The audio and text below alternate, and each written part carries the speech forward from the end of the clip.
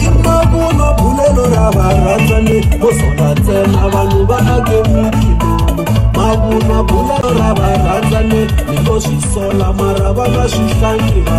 Imabuno van'wanyoni va vuyeriwi Niko swisola va tekina vasati I xitimelo lexo tshamisa mani kati anyamuti Papa bese xi xava Xitimela xi nga kanisa mani kati anyamuti Papa bese shisha, shiva tsamilo kuchu Shimela shomala kuna shupamba Sabese shishava, iku Nyamucha vali tomosi, kuyemberiu Sewa kande vukati,